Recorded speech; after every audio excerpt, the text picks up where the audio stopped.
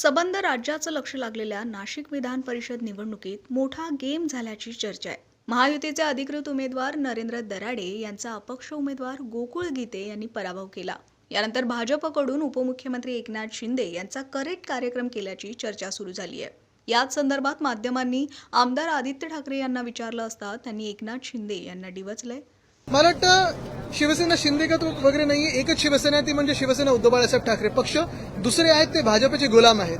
आणि ह्याच्यात आपण पाहिलं असेल, हे जे विकाऊ लोक आहेत जे आज तिकडे चाललेले आहेत, जनतेने पाहिलेलं आहे की आज लाडक्या बहिणी 85 लाख लाडक्या बहिणींना त्या योजनेतून बाहेर काढलेले आहे. आज शेतकऱ्यांची कर्जमाफी म्हणजे आम्ही कर्जमुक्ती केली आहे, कर्जमाफी बोलतात, ती देखील पूर्णपणे होत नाही, ती फसवी होत आहे. एका बाजूला बीएसटीला द्यायला पैसे नाही, दुसऱ्या बाजूला आपण पाहतोय जे कामं चालली आहेत महाराष्ट्र राज्यामध्ये ती बिलं काढली नाही जात आहेत. पण ह्या सगळ्या लोकांना विकत घ्यायला यांच्याकडे पैसे आहेत. ही विकाऊ लोक, हे नालायक लोक जे आज तिथे चाललेले आहेत, परवा संजय राऊतजींनी त्यांचं चांगलं वर्णन केलं, ही लोक जी गेलेली आहेत ह्यांना जनता कुठचं ऑपरेशन करायचं ठरवेल. पण ह्याच्यात एक महत्वाचं आहे, हे सगळे जे खोटारडे लोक आज तिथे चाललेले आहेत हे जिंकून आले ते भाजपाच्या विरोधातल्या मतांवर, हे जिंकून आले ते उद्धव साहेबांच्या चेहऱ्यावर जिंकून आलेत, हे जिंकून आले ते शिवसेना उद्धव बाळासाहेब ठाकरे पक्ष असेल, राष्ट्रवादी काँग्रेस शरदचंद्र पवार साहेबांचा पक्ष असेल किंवा काँग्रेस असेल, आणि आमचे सगळे मित्रपक्षांच्या सभा मागून मागून जिंकून आलेले आहेत. हे स्वतःच्या चेहऱ्यावर किंवा भाजपच्या चेहऱ्यावर जिंकून आलेले नाहीयेत आणि लोक त्यांना त्यांच्या मतदारसंघात तसेच्या तशी उत्तरं देतील.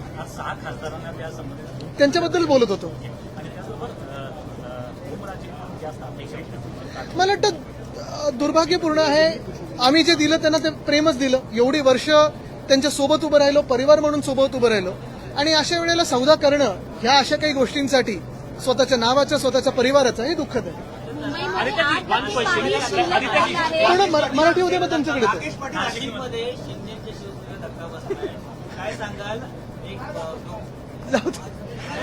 अरे हसता हसता बोलता नाही येतं, हसता हसता बोलता नाही येतं.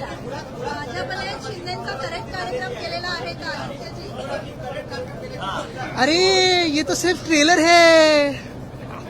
मुंबईमध्ये केवळ 8% पाणी, मुंबईमध्ये 8% पाणी शिल्लक राहिलं आहे. मराठी उद्या मग ऐका मराठी उद्या मग हिंदी करू, मग इंग्लिश करू, सगळ्या भाषा करू.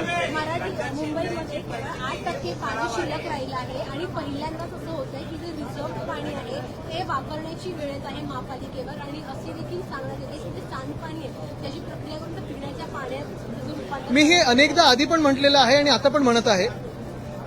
आपण पाहिलं असेल भाजपला देशात दंगे करता येतात, गदारोळ करता येतो, प्रचार खूप चांगला करता येतो, एक वेगळं वातावरण बनवता येतं.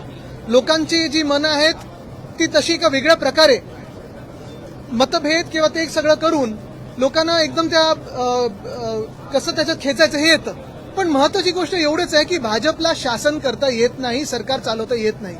आता आपण पाहिलं असेल मुंबईला इतिहासात पहिल्यांदा पाण्याचा कट, तर आपण ठीक आहे वर्षानुवर्ष थोडं ते पाणी ऍडजस्ट करायला लावतो, पण पाण्याचा कट 10% सांगूनही मला वाटतं जास्ती लागलेलं आहे. जे पाणी येत आहे ते गढूळ पाणी येत आहे आणि असं सगळं मुंबई कधी अशी चालत नव्हती आधी. आता नुसतं पाण्याचे कट नाही तर विजेचे कट देखील लागायला लागलेले आहेत, बीएससीचा पॉवर ट्रिपिंग व्हायला लागलेला आहे, आणि एवढं नुसतं मुंबईत नाही तर पुण्यात आलटून पालटून पाणी यायला लागलेलं आहे. म्हणजे इथेनॉल सगळ्यासाठी पाणी खेचतायत पण अजूनही लोकांना पिण्याचं पाणी मिळत नाहीये. आणि म्हणून भाजप सरकार चालवण्यापेक्षा नुसतं तोडफोड कशी करायची, लोकांचे पक्ष कसे फोडायची, लोकांची घरं कशी तोडायची ह्याच्यावर लक्ष केंद्रित करू नये. थोडं ह्याच्याकडून लक्ष काढलं, निवडणुकीकडून लक्ष काढलं आणि शासन जिथे जिथे जिंकलेत ते चालवण्यात जर लक्ष दिलं तर सरकार अजून चांगली चालू शकतात.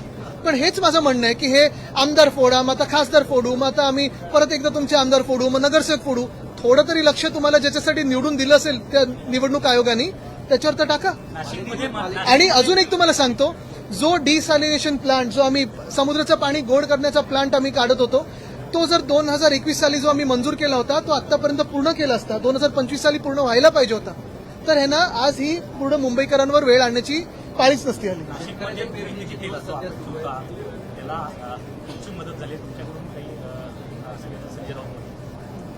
मग अशी सांगितलं ना मी, खासदार निघून गेले ते एक सांगतायत निधी मिळत नव्हता, आष्टीकर असेल किंवा ओमराजे निंबाळकर, त्याच्यामुळे हे पाऊल उचलावं. म्हणजे दुसरी बाजू ही पण दिसत आहे की हे सरकार कसं मतभेद करतं, हे एक फार महत्वाचं आहे. आज आम्हाला इथे सगळे जे आम्ही आमदार उभे आहोत आम्हाला कोणालाही निधी मिळत नाहीये. जेव्हा कुठचंही आता एवढ्या 80 वर्षाचा जो इतिहास आहे आपल्या देशाचा, जी कुठची सत्ताधारी पक्ष असतील, विरोधी पक्षाला देखील थोडाफार पण तो निधी तरी द्यायचे, कारण आम्ही जे येतो ते जनतेतून निवडून येतो. जर तुम्ही आम्हाला निधी नाही दिलात तर अन्याय हा फक्त आमच्या मतदारांवर नाही तर तुमच्या पण मतदारांवर तेवढंच होतो, कारण सगळे ह्या देशाचे नागरिक आहेत. हे जरी असलं तरी आम्हाला जे निवडून दिलेलं आहे ते शिवसेना उद्धव बाळासाहेब ठाकरे पक्ष म्हणून निवडून दिलेलं आहे, भाजप विरोधी म्हणून दिलेलं आहे आणि राष्ट्राच्या हितात, महाराष्ट्राच्या हितासाठी आम्हाला निवडून दिलेलं आहे. हे जे कोणी पलटत ना तिथे निधी द्या ते काही मतदारसंघाच्या निधीसाठी नाही, स्वतःच्या खिशांसाठी पळून गेलेले आहेत. हा सौदा केलेला आहे त्यांनी.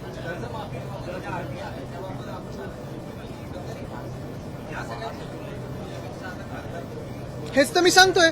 म्हणजे हे सगळं सोडून भाजप आणि त्यांचे जे मित्र पक्ष आहेत आणि त्यांचे जे गुलाम पक्ष आहेत ते नुसतं खासदार कसे फोडायचे, आमदार कसे फोडायचे, सत्ता अजून कशी प्राप्त करायची. आणि ह्यांना परत एकदा सांगतोय, आमचे आमदार खासदार का फोडतायत? कारण यांना महामानव डॉक्टर बाबासाहेब आंबेडकरांनी लिहिलेलं संविधान बदलायचं आहे. ह्या देशाच्या जनतेने 2024 मध्ये ह्यांना रोखलं, 2040 वर रोखलं आणि म्हणून हे सगळे खासदार निवडून दिले होते. आता हेच खासदार फोडून त्यांना परत महामानव डॉक्टर बाबासाहेब आंबेडकरांचं संविधान हे बदलायचं आहे.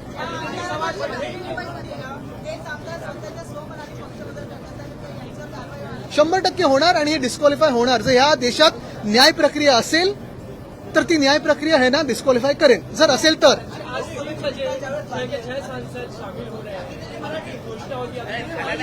पूर्ण मराठी उद्या मग हिंदी.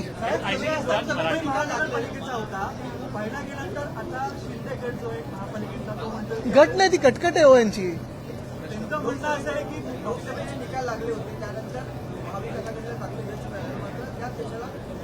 मी आज तुम्हाला परत सांगतो महत्वाची गोष्ट हीच आहे की हे जी त्यांनी तोडफोड केली हे 6चे 6 जे आहेत विकाऊ लोक, त्यांनी राजीनामा द्यावा आणि पुन्हा एकदा भाजपच्या चेहऱ्यावर जे कोण त्यांचे प्रमुख नेते असतील त्यांच्या चेहऱ्यावर आज निवडणूक लढवावी. आज पण त्यांना हरवून दाखवा.